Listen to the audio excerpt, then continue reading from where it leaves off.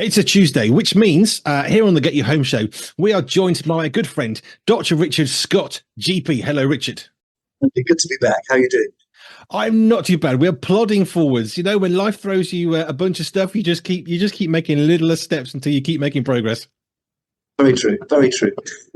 Right. So we said last time that we were going to be looking at fasting this week. Fasting, just in case that word means a little bit less to you, fasting is not eating food, not going quicker, just to be clear.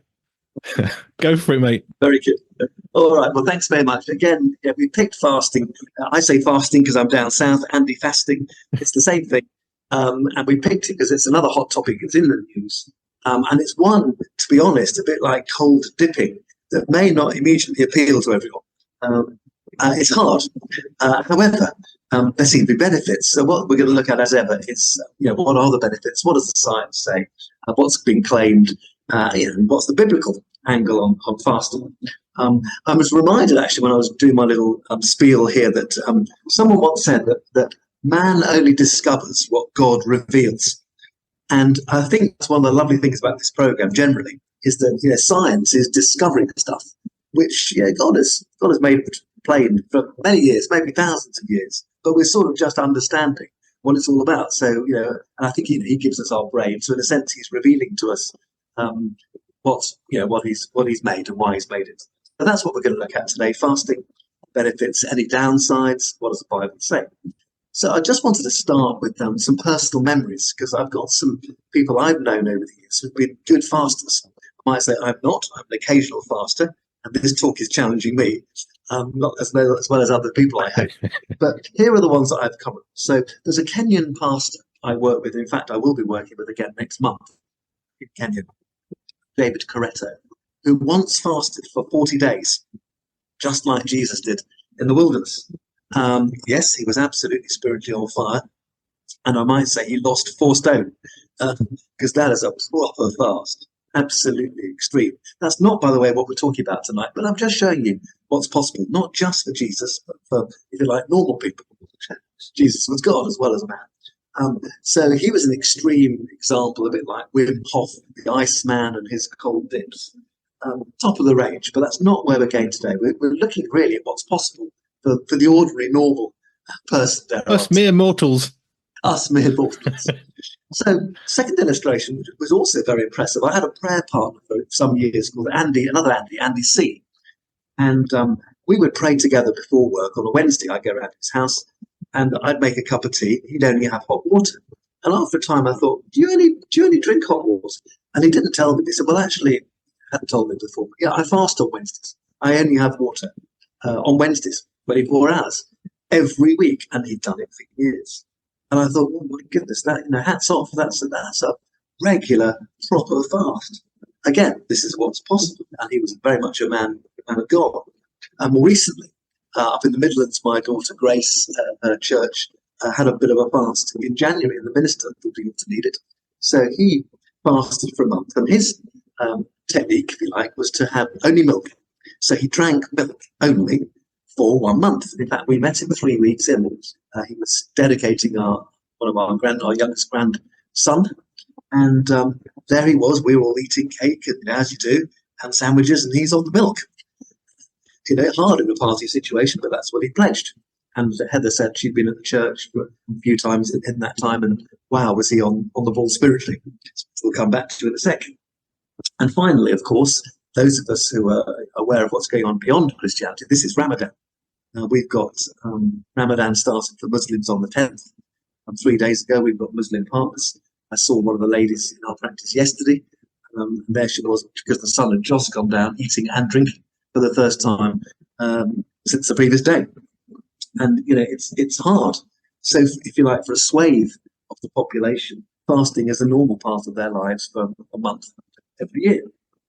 So, if you like, we've got long-term stuff. We've got Ramadan for years. We've also got hot topics. What does the science say? And what's in it for Christians? Well, I thought I'd start with a definition. Andy had a go earlier. It's absolutely right. But actually, it does mean strictly abstaining from food and drink for a period of time. And it can be full abstinence. That's what the Muslims do during daylight hours. But to be honest, most definitions these days allow for low calorie drinks during your fasting period. So that can be water, it can be unsweetened black coffee or black tea. So no milk, no sugar.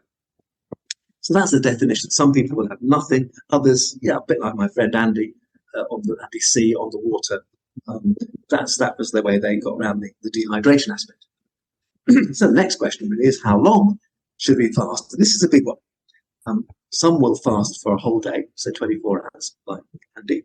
And that I would call a full fast. Some will, with practice, extend that to 3 days. I'm not recommending people go for 40, certainly straight off, but 1 day is reasonable. And that's a common way of doing it, but probably a more common way of fasting is what we call intermittent fasting, where you fast for part of a day, either 12 hours or 16 hours.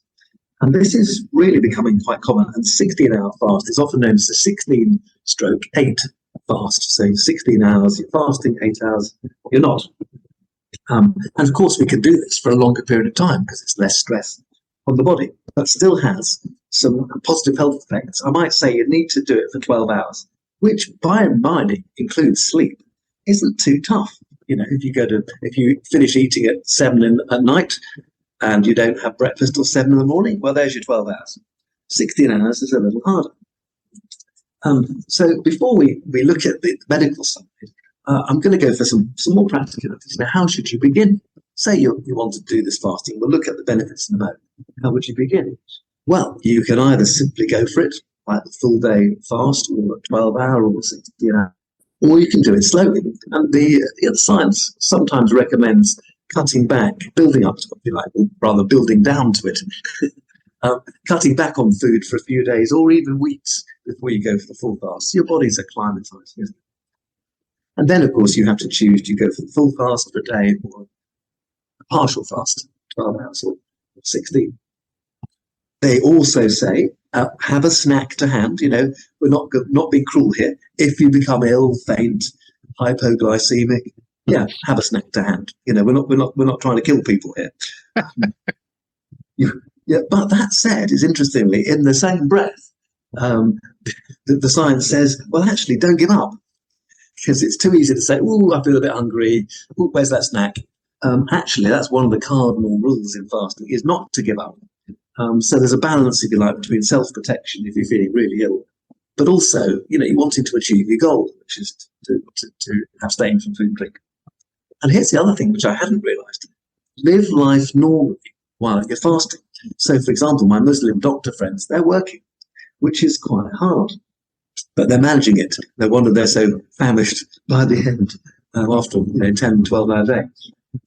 I remember vividly when I worked in Tanzania as a doctor, we worked in a village where there were half Muslims and half Christians.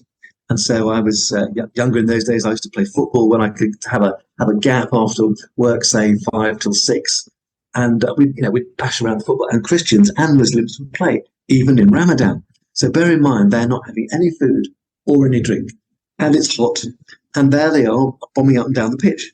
But one of my most vivid memories is that behind one of the goals were some shrubs and nettles and stuff and prickles. Anyway, the ball went past the goal, and I sort of tried to find it and was in there for about 5 minutes. Finding the ball, came out, turned around, everyone had gone because the sun had out. Even the Christians had gone because suddenly the game was over. The Muslims were desperate. The time was up. They could eat. And that football was over. So I turned around. I had the ball, but I had no opposition and no one to play with either. And it just reminded me that that's in these, and that's another faith, but that's the way they worked. So fasting was a regular part of their lives. But live life normally whilst you're fasting. Now, what about the timing? So we've mentioned this 12 or 16-hour fast, 7 till 7 or 8 to 8, that gives you 12 hours. And that will give you a little benefit. 16 hours will be a little bit harder. And then the question is, well, do you go, say, 7 at night till lunchtime? Well, yes, but in fact, the weight loss, if you do it for weight loss, we'll come to the benefits in a second, seems to be better if you miss out supper. So you do it from, say, 4 p.m. until 8 a.m. That will give you your 16 hours. You've had your breakfast, you've had your lunch the first day, you miss supper, you go through to the next morning. That gives you your 16 hours. Now, the only thing is, Bear in mind, we've done a session, haven't we, Andy, on the benefits of sleep. We have. If you go to bed hungry, you might not sleep so well. So that might need a bit of adjustment. I'm not sure what I would do. Whether for me, I would perhaps have supper and then miss out on breakfast and wait till lunch the next day. But anyway, that gives you your 16-hour fast, and you can keep that going longer. So here we are. Let's look at the benefits. Why we're recommending this. Well, there are plenty. A bit like with the cold dips, it's hard, but it's worth it. Here's a few benefits. Improved blood sugar control. We know that diabetes is becoming more and more common. Improved blood pressure, reduced inflammation, and weight loss. You reduce your body fat, less of a tummy. And other diseases, not just diabetes, but other diseases linked to obesity, go down. In fact, if you do a proper 3-day fast, which must be tough, I haven't done one, people say you lose between 4.5 and 12 pounds LBS, or between 2 and say 5 to 6 kilos, depending on how heavy you start.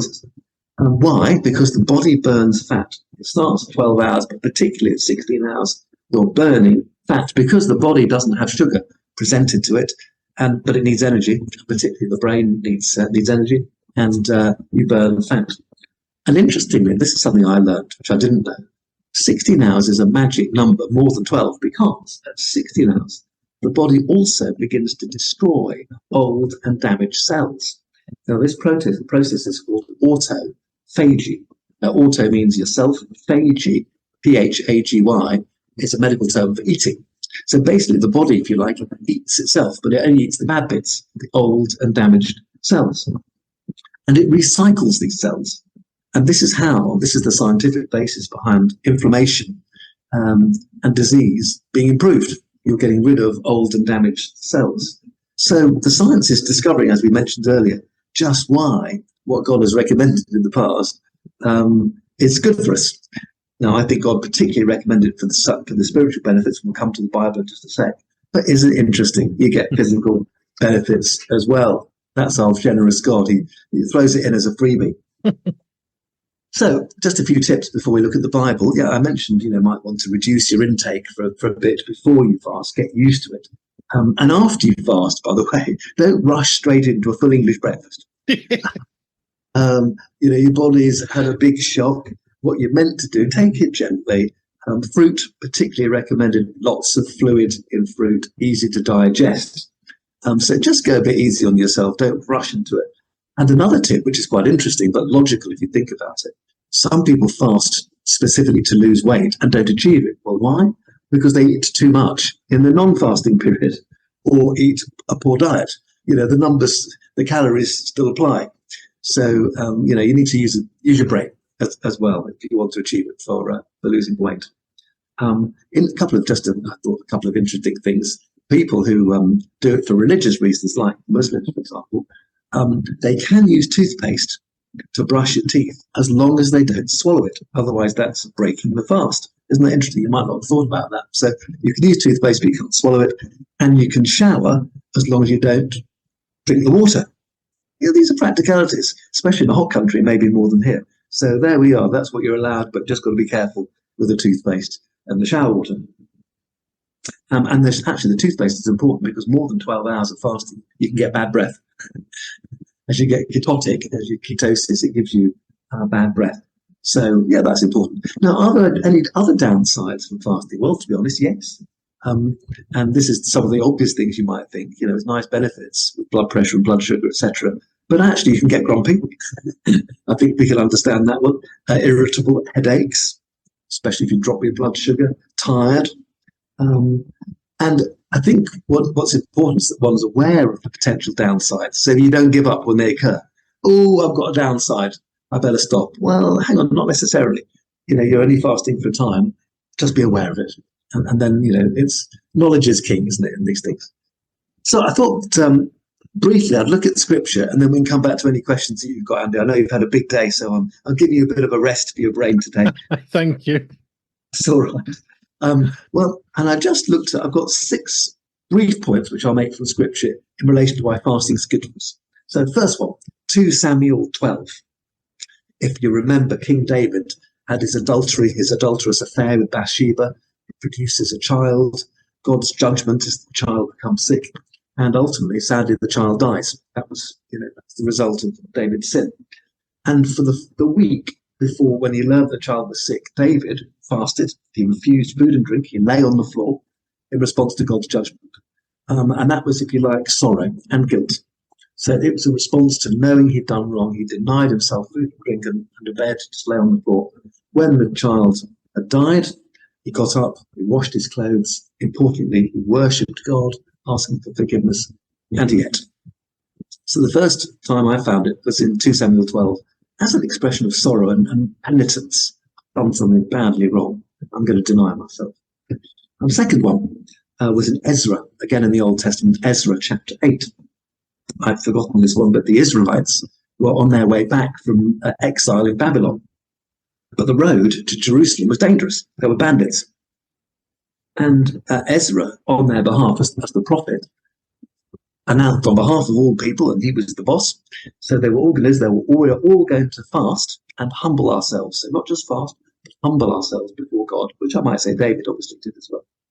Asking for a safe trip. And the Bible records that God answered their prayers. So the first one, if you like, was an expression of sorrow. In this case, it's praying for protection, fasting along with worship and humility, knowing that we're in trouble or potentially in trouble. Lord, protect us. Now, New Testament, of course, of Jesus in particular, had loads to say about fasting. I'm just going to summarize these very quickly.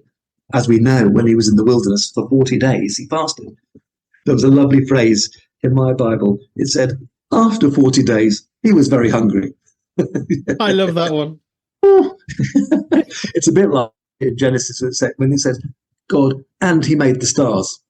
We can't even count them. There are trillions of stars out there, and he made the stars, about 5 words. Anyway, Jesus, and he was very hungry. Yeah, I think he was. And then the angels fed him. But this was the beginning of his ministry. The devil tempted him, tried to get him to worship him. All this is yours. You just have to worship me. Turn these rocks into bread. You're hungry. Jesus would have none of it. He knew who he worshipped. And if you like, he was throwing down the gauntlet to the devil right at the beginning or before his ministry to show him who he was worshipping, who was in charge. It's God and not you. The principle there for us is that before ministry, maybe before a special event, fasting, good idea. Let's just, if you like, lay down the gauntlet, part of spiritual warfare, I would say. And then a little bit later in Matthew chapter 6. Actually, I don't know whether you've got a Bible there, Andy. I do. Matthew 6, 16 to 18 would be good. I'll just look it up. Yeah. 16 to 18. Okay, and when you fast, don't make it obvious, as the hypocrites do, for they try to look miserable and disheveled, so people will admire them for their fasting. I tell you the truth, that it is the only reward they will ever get. But when you fast, comb your hair and wash your face. Then no one will notice that you are fasting, except your Father who knows what you do in private. And your Father who sees everything will reward you. Now, isn't that interesting? I mean, we knew that passage to an extent, but what really occurred to me, the importance of not making a song and dance, and secondly, when we fast, and by the way, God is stating that he's assuming we'll fast. So again, challenged myself, when did I last fast? I'm going to fast as a result of this talk. No, I am. This is speaking to me as well. But when you fast, God will reward you. I mean, why would we be rewarded by God? I mean, it'd be dumb, to be honest, not to be, wouldn't it? So let's just hold on to that one. So what we've had so far, first four, if you like, are expression of sorrow, guilt, penitence. Number 2, for protection. Number 3, beginning of ministry, some special event perhaps. And number 4, it should be a regular. Expects it to be a regular activity. A bit like my friend Andy C, who fasted every week. Number 5, in Luke 5, Jesus was questioned.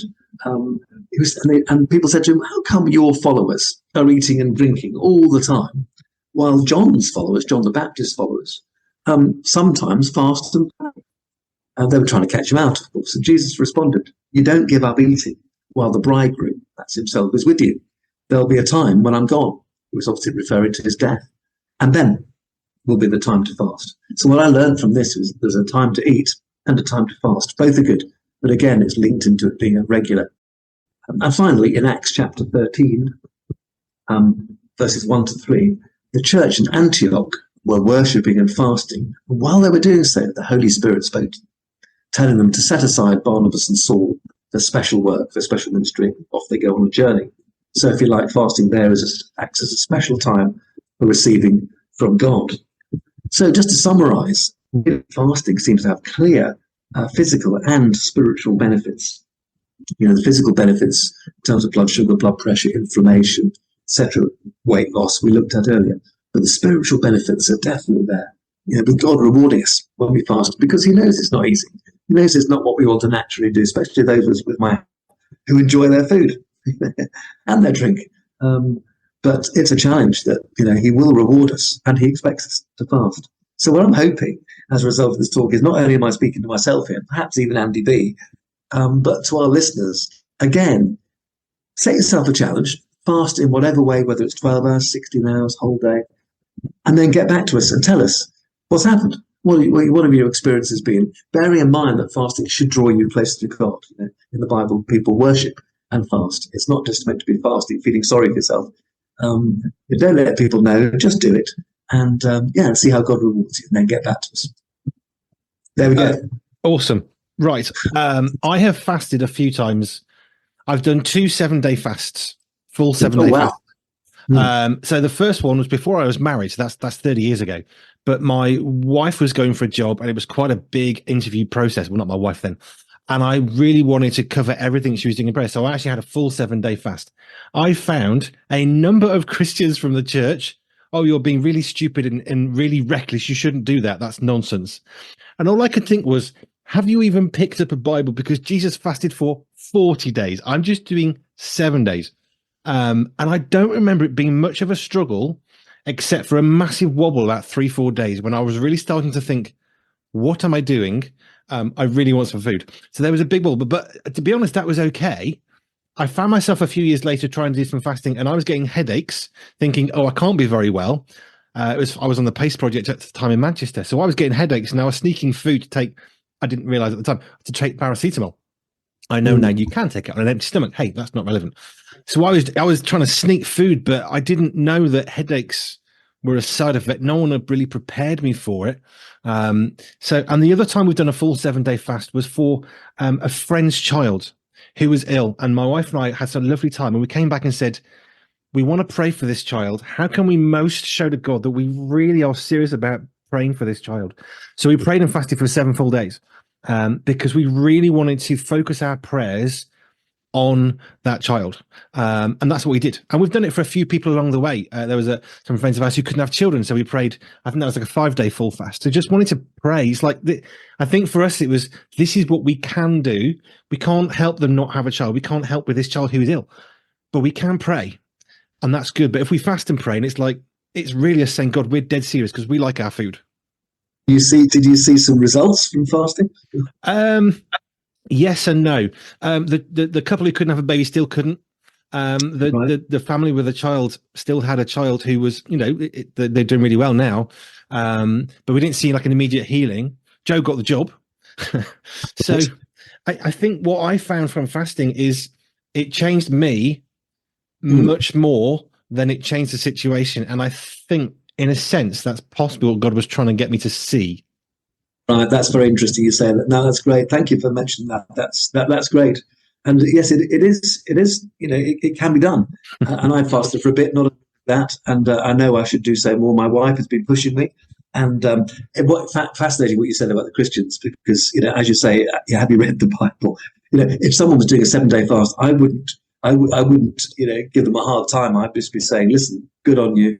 I'm there for you. I'm praying for you. Well done. Fantastic. You're an example to the rest of us. I certainly wouldn't be giving you a hard time because that's just dumb.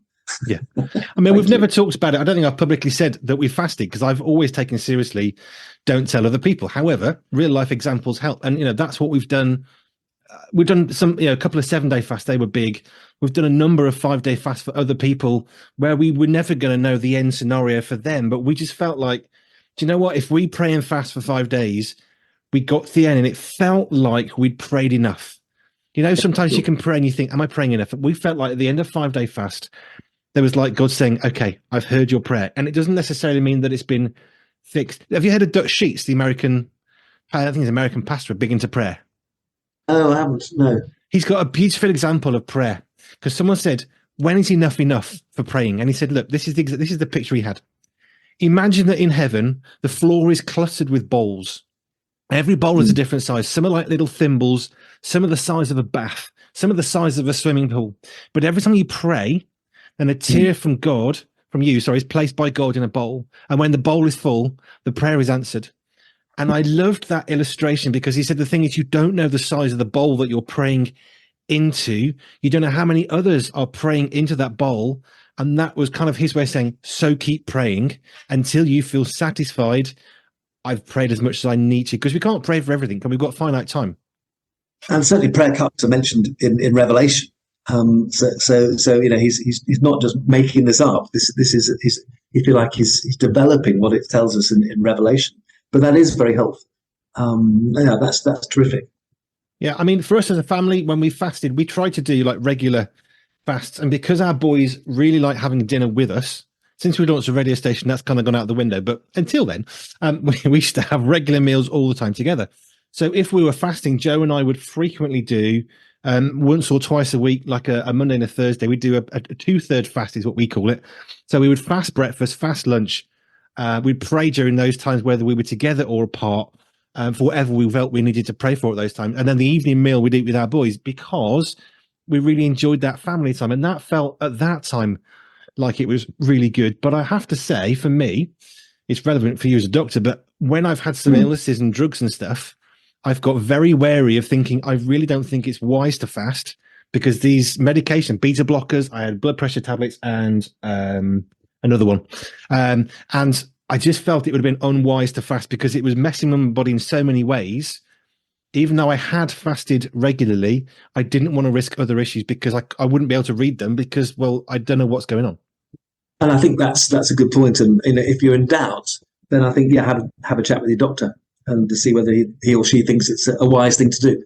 No, that's entirely reasonable. Which and again, in Ramadan there are sort of caveats for Muslims, say the diabetes, because you know they're aware it's not sensible in certain circumstances to fast. But we're talking as Christians, and I think you know God gives us common sense. He also gives us you know holy prompts, and you know if it's not sensible and it's not you know physically possible, fine. In that case, that's reasonable. But for the rest of us, where it's more a question of shall I? Don't really fancy it. No, that's different. Yeah, and that's and it's the rest of us really that I'm talking to today, including myself. I think it's really easy to make the excuse, and I have checked with my wife a few times. Am I making an excuse not to fast? Because I don't like to fast because I like to eat my food, but I also really value from having fasted. And a few times I said, "What do you think?" And she said, "I really don't think you should do it now because I'm on drugs or I'm coming off drugs. I was on beta blockers for a year, didn't need to be. They found I didn't have why I was on them, and then it took me months to sort of my body to adjust to not being on them. So again, Joe said." Your body's messed up and it's just not wise right now, I don't think. And I've really missed fasting, but I want to get back into it. And this has challenged me in a really positive way, as it has for you, that fasting is really good. I have one question about weight loss, which occurred to me. Because one of the things I've read about is if you're not eating enough food, and maybe this is another one of those myths, there's too many around. But if you're not eating enough food, then your body stores fat and you get fatter even though you're eating, but you're not eating enough. So where does calorie intake fit in with fasting, if that makes any sense? You don't get fatter if you don't eat food. I mean, that's there's no logic and there's no medical basis behind that. Losing weight when you don't eat food is not a simple science. And because your metabolism, people have different metabolic rates, the rates which they break down food, different body sizes. So if you don't eat food, ultimately, yes, everybody will lose weight, but at different rates. But if you don't eat food, you cannot gain weight. That's just unless you've got a disease like cardiac disease where you're putting on fluid.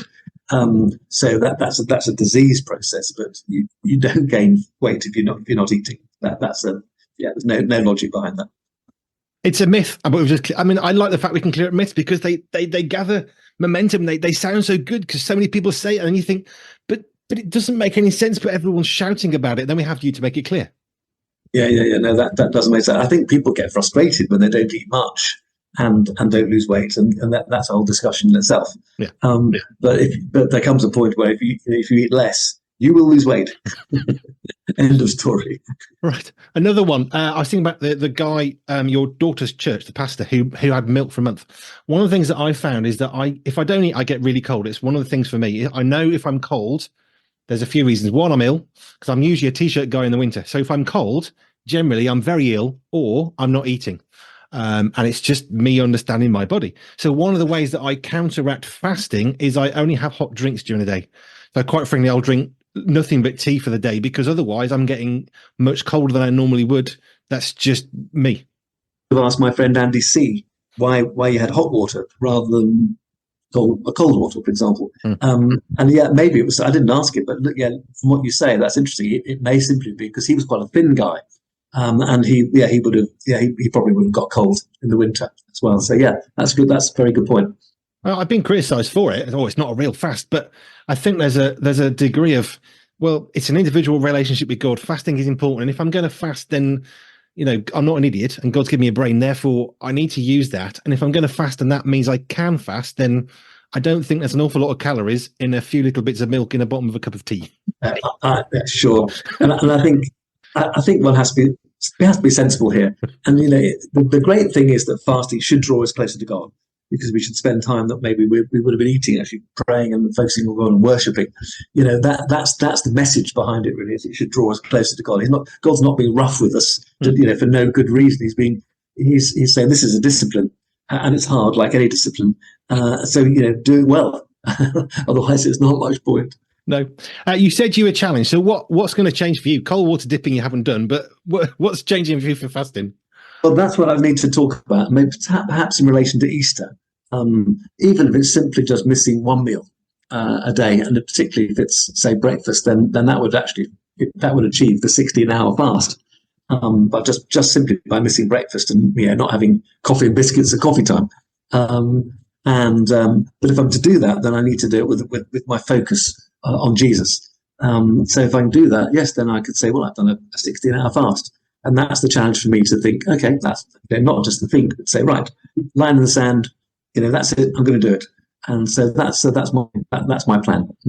Yeah, I want to get back into fasting. I've got some more tests for my old-time heart issues and whether they can be fixed or not. So I'm hanging off a little bit just while they're doing that in a few weeks' time. But I really have missed fasting because it's something that I've really enjoyed. And I think you make a really good point that you don't just fast just because you cannot eat, because that's not such a helpful thing. But if we're fasting with a purpose, which for me as a Christian it has to be in order to either hear from God more clearly because we're getting our own selfish needs out of the way, or because we want to sort of, I say in a sense, not necessarily theologically great, but show God that we're serious, which means sometimes we have to do stuff that we're not happy about, because then it's not so much about God seeing that we're serious, it's about us showing for ourselves to some extent that we're serious.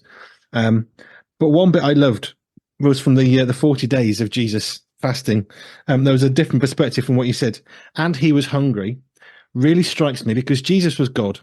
Jesus was man. Mm-hmm. But he didn't get any help. There were no back-end cheats. There was no black market free food from the angels. He was hungry because he was really God and he was really man. And if it didn't say, and he was hungry, then we might say, well, was he really man? Was it that big a deal? But it really was. Point. Yeah. That's, it might seem like a throwaway line, but actually it's a very important line. Exactly. As you said, we know that Jesus experienced all the emotions that we did. And, he was tempted, he was cross, he was sad, he cried, he was angry, and he was hungry. This is Jesus, the man, as Jesus God. Right. So just recapping, because we've done loads, just to sort of wrap this up a little bit. If we're going to fast 12 hours is good, but 16 hours is kind of the golden, that's a much better fast for the health benefits. I think 12 hours is, I'll be honest with you, is barely a fast. It just means that you don't eat from your evening meal, breakfast. It just about counts, but it's only just. Whereas 16 hours means you've missed a meal.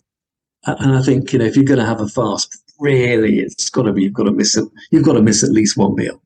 I would think. So yes, I think 16, and that's why you get the better benefits at 16. Ooh, one more. You talked about autophagy. Is that right? Autophagy, correct. I was just thinking about God's creation of us and how he designed us to be.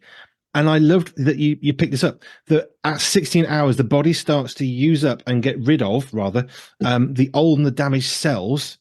And I love how when we do things God's way, it's a win-win, isn't it?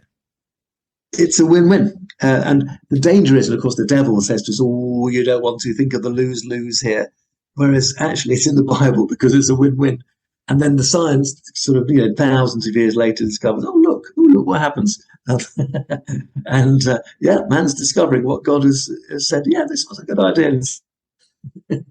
I was chatting with a Florida-based marine biologist who's a Christian as well, and she was saying what she loves in science is all these latest discoveries. She's saying, it's there in the Psalms. God said about the hydrological cycle long before we even knew it was there. And I love it. Absolutely. It's in there. The exact science may not be in there, but the picture's in there. So when people say something, you think, yeah, I've known about that for ages, and it's in the book. Just read the book. This has been, I think, my favourite one so far. If I'm honest, I've loved this one. There's some highlights for me. Sleep and caffeine, because I now drink coffee. And my older son now drinks coffees as well because he's had a stomach issue, and I finally got him to drink it, and he's getting a little better. Praise God. Right. Thank you, Richard. If you've got any thoughts or questions about fasting, then please get in touch with us here, and we can further get on this. Have you fasted? What are your perspectives on fast? How long have you fasted if you haven't? How did you find it? Those would be great answers to find out about. But yes, if you've got any more stuff for Richard, email us here in the studio. hello@pure247radio.org. hello@pure247radio.org. Richard, thank you. Do we know what we're doing next week? Well, we might want to. We haven't had questions for a little bit. Maybe we'll have a question session. And then I've just discovered something in the paper. Interestingly, again, man discovering what God reveals, which is that singing is very good for us. Now, Christians, we reckon we can sing, and we like singing. But again, there's a bit of science behind it. So I thought I might move on to singing in a couple of weeks' time. But let's have some Q&A next time, and then we'll take it. We'll move on to singing after that. Brilliant. Well, Richard, as ever, so grateful for your time. Thank you very much. Thanks, Andy. All the best. Pure 24/7 Radio is listener supported, which means we are free, online and always pure because of the generous support of our listeners. If you would like to contribute financially, please visit pure247radio.org. If you'd like to find out how we use your money, please visit the Our Cost section. Any donation of any size will help keep us on air and broadcasting for free.